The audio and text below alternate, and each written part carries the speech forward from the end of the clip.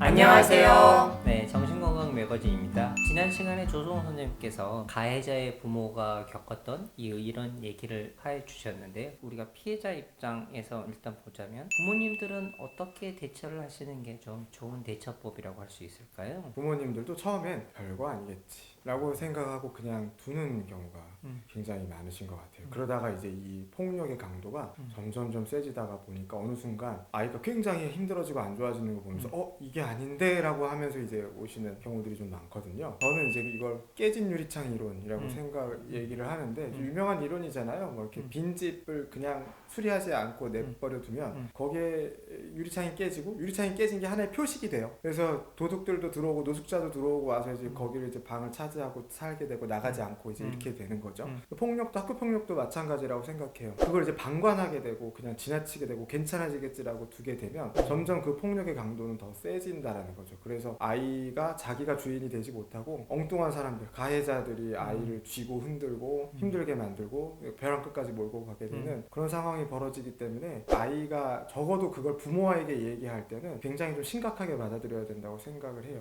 저희가 가해자 방관자 얘기를 드리긴 했지만 혹시나 내가 이 아이를 놀리지 않으면 나한테도 그럴까봐 덩달아서 가해를 하기도 합니다. 방관자들 중에. 네, 방관자들 중에. 그렇게 되면 다수가 나를 괴롭히는 상황에서 피해자가 도저히 혼자 감당할 수가 없죠. 그럼 너 왜 얘기 안 했어? 나중에 물어보면 대부분의 아이들은 엄마 아빠한테 얘기해봤자 소용이 없었다. 엄마 아빠는 내 얘기를 안 들어준다. 학교 가기 싫어. 어떻게 얘기를 했는데 부모가 나한테 미온하게 대처했다면 더 이상 부모님한테 얘기 안 하죠. 학교에서도 조심스럽게 다루지 않았다면 더 큰 보복이나 이런 게 두려워지면서 더 안 하게 되는 거죠. 일단 이런 사건이 일어나면 별거 아니야가 아니라 오히려 더 심각하게 다뤄주는 게 좋을 때도 있습니다. 제가 고백을 하자면 제가 초등학교 저학년 때 엄청 맞고 다녔어요. 고백 타임. 고백 타임 제가 두 엄청 번째. 맞았어요 애들한테. 제가 엄청 작고 지금도 이렇게 크지 않은데 한 3-4명 애들이 이렇게 돌아가면서 한 1년 동안 두개 맞았나. 결국에 이제 어머니한테 얘기해서 그게 학교 선생님한테 들어가고 그래서 이제 종결이 이제 된 건데 대변자 역할, 보호자 역할을 해주셔야지 거기서 심판자 역할을 하시면 안 돼요. 너무 이성적인 부모님들 중에서는 자꾸 아이를 심판을 해요.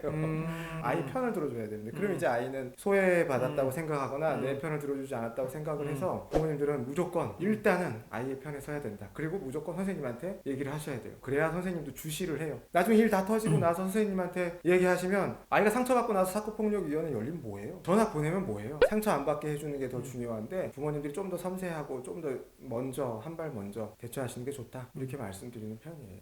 이 아이가 뭘 잘못할 수도 있어요. 뭐 실수할 수도 있고 약할 수도 있고. 그래도 그걸 가지고 언어적 폭력, 그다음에 신체적 폭력, 성적 폭력, 은근히 그렇게 사회적으로 고립시키고 이러는 거는 무조건 잘못된 거거든요. 그래서 그거는 이유와 상관없이 무조건 그거는 가해자가 잘못된 것이다. 그렇게 제가 이제 어머님들, 부모님들한테 설명을 드리고요. 그다음에 저는 조금 더 과격하게 저는 좀 대응을 하시도록 안내를 해드려요. 가해자나 가해자 부모가 우리가 잘못했다, 정말 미안하다 이런 말을 절대 하지 않아요. 대부분은 다 우리 애는 그럴 애가 아니다. 얘는 그런 의도로 한 말이 아니다. 이제 이런 식으로 그거를 부모 같은 경우에 아예 부정하거나 그 학생 같은 경우에는 그거를 굉장히 축소시키고 또 아무것도 아닌 것처럼 또 거짓말하고 이제 이렇게 되는 경우가 대부분이에요. 그래서 아예 딱 이렇게 대처하시라고 말씀을 드려요. 그냥 사실관계를 써서요 고소를 하라고 해요. 그렇게 해서 경찰서에서 그 학생 집이나 학교로 그게 들어가도록 그렇게 해야 움직입니다. 무조건 폭력은 절대 어떤 경우에도 정당화될 수가 없어요. 그게 가정폭력이든 학교폭력이든. 그리고 이제 피해 학생들이요. 예후가 좋으려면 되게 중요한 요소 중에 하나가 가해자가 처벌을 잘 받았느냐예요. 즉 내가 트라우마를 되게 많이 받고 충격을 받고 했을 때 피해를 준 상대방이 너무 아무렇지 않게 잘 살고 있어. 아무런 벌도 안 받았어.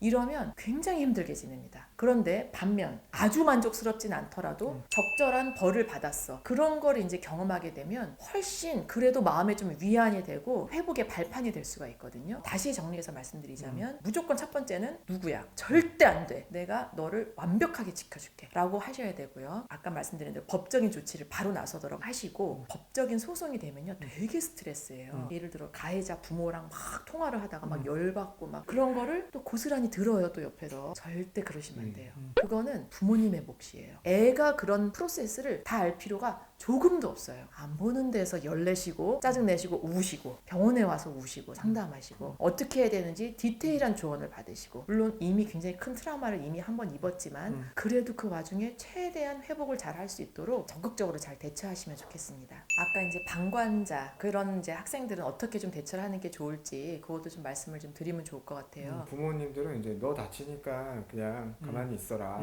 이제 이런 태도를 견제하시는 분들이 많은데 굉장히 위험해요. 왜냐면은 방관자는 잠재적인 피해자이기도 하고 한편으로는 그 잠재적인 가해자이기도 하거든요. 지금은 방관자지만 나중에 피해자가 될 수도 있고 이러기 때문에 적극적으로 대응을 하는 게 맞고 자신의 부모님이 뭐 그런 식으로 얘기를 하는 거에 있어서 실망감을 표현하는 경우도 굉장히 많거든요. 한편으로 나도 이걸 얘기해봐야 아무런 도움을 못 받는다 이런 생각을 하게 되는 경우들도 많기 때문에 부모님을 통해서든 선생님에게 말을 해서든 좀 더 적극적으로 대응을 해야 오히려 이게 좀 더 줄어들고 좀 신뢰감이 좀 생길 수 있고 그렇거든요. 그래서 부모님들도 웬만하면 그냥 보아 넘기시지 않는 게 좋다고 생각합니다. 가해자 입장에서 좀 생각을 해볼게요. 누구를 때린다, 돈을 삥 뜯는다, 야 뭐 쟤네랑 놀지 마, 막 이렇게 하는 거 이런 거를요 어디에서 배웠을까요? 가정에서 우리가 사회화가 되잖아요. 즉 가정에서 엄마가 대화하는 방식, 아빠가 대화하는 방식, 엄마 아빠가 서로 대화하는 방식들을 통해서 아이들은 보고 배웁니다. 그래서 보면 폭력 피해의 사실 정말 많은 부분이 가정이에요. 부모에게 굉장히 맞았다 또는 굉장히 그 심한 언어적 폭력, 정서적 학대를 당했다. 그게 이제 부모일 수도 있고 형제일 수도 있고요. 근데 부모님들이 몰라요.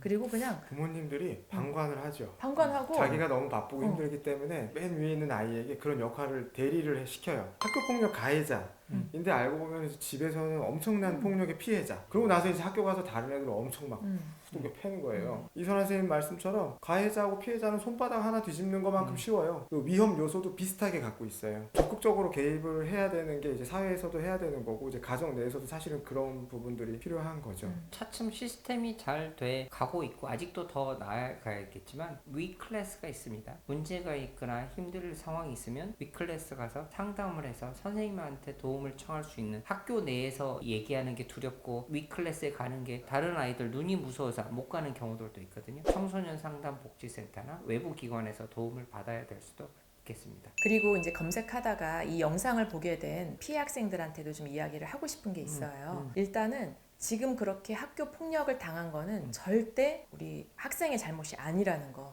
나도 지금 예전에 당해봤지만 내가 잘못한 건 없었어. 그래서 우리 지금 피해 학생이 절대 잘못한 건 없다. 그거 꼭 좀 강조하고 싶고요. 그 다음에 또 정말 중요한 게 도움을 반드시 청해야 돼요. 어른의 도움이 필요한데 부모님한테 이야기를 했는데 별로 소용이 없었다. 그러면 가까운 소아청소년 정신과 또는 우리 정신과 전문의 선생님께 꼭 찾아가셔서 겪었던 이야기 다 하고 어떻게 하면 좋을지 조언도 받고 그렇게 하시기를 강력히 권합니다. 부모님들도 이거를 보실 수 있다고 생각을 해서 말씀드리고 싶은 건 학교폭력위원회가 열리고 또 아이를 이렇게 폭력에서 구해내고 하시는 그 기간이 생각보다 길고 힘들거든요. 절대로 포기하시지 말고 끝까지 자기 아이를 잘 보호할 수 있게 힘을 내셨으면 좋겠고 부모님이 아이에게 그만큼 편이 돼주면 아이 안에서 그걸 극복할 수 있는 능력은 다 내적인 능력은 갖고 있다고 생각하거든요. 너무 절망하시지 말고 혹은 너무 힘들어하거나 슬퍼하시지 말고 차분하고 냉정하게 끝까지 아이를 잘 도와주셔서 위기를 잘 벗어나실 수 있게 되길 그렇게 바랍니다. 하나만 더 말씀을 좀 드리고 싶은 게 왜 이런 일들이 일어나느냐, 궁극적으로는 아이들이 덜 커서 그렇죠. 가해자가 됐건 피해자가 됐건 방관자가 됐건 이 과정에서 분명히 아이들은 도움을 필요로 하는 거고 또 이게 너무 힘들어지면 병이 깊어질 수 있으니 그 전에 도움을 받을 수 있는 분위기를 만들어 주시는 게 매우 중요할 것 같습니다. 지금까지 저희가 학교 폭력에 대해서 말씀드렸는데요. 혹시 더 궁금하신 내용이나 필요한 사항이 있으시면 댓글로 남겨주시면 저희가 참조해서 다음에 더 좋은 정보로 찾아뵙도록 하겠습니다. 지금까지 정신건강 매거진이었습니다. 안녕히 계세요. 안녕히 계세요.